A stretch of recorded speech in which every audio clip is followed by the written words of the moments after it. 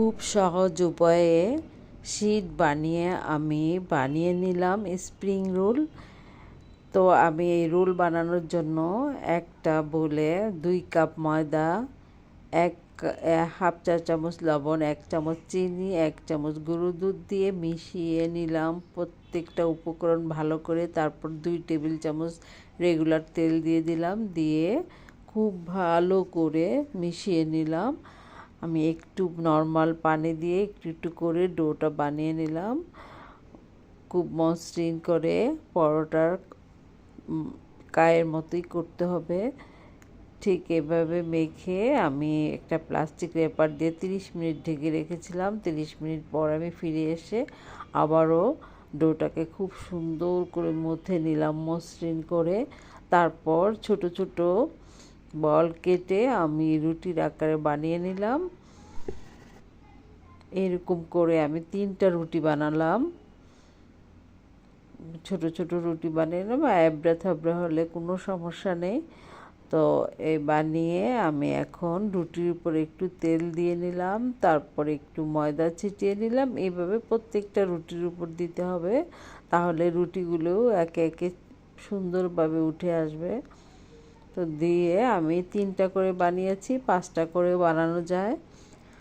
3টা করে বানালেই ভালো, খুব তাড়াতাড়ি উঠিয়ে নেওয়া যায়।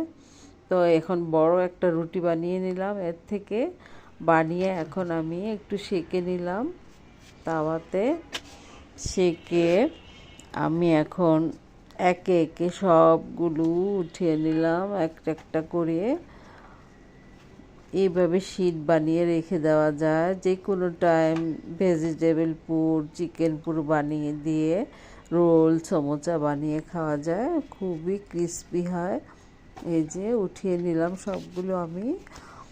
তো এইভাবে করে আমি সবগুলো বানিয়ে নিয়েছি। খুব সফট হয়েছে আর পাতলা হয়েছে। এই যে আমার রুটিগুলো হয়ে গেছে। এখন আমি একটু আটার লেই করে নিয়েছি যাতে রোলগুলো সুন্দরভাবে সিল হয়।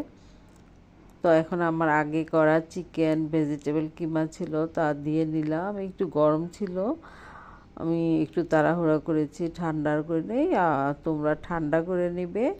তো এখন আমি চারিদিকে মুড়ি দিয়ে রোলটা বানিয়ে নিচ্ছি। খুব সুন্দরভাবে লেগে গেছে। এইভাবে আমি রোলগুলো গড়ে নিয়েছি সবগুলো।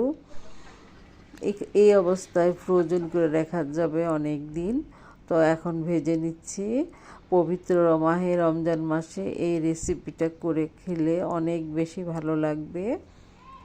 নিজের হাতের রোল অনেক বেশি মজার, অনেক ক্রিস্পি হয়েছে।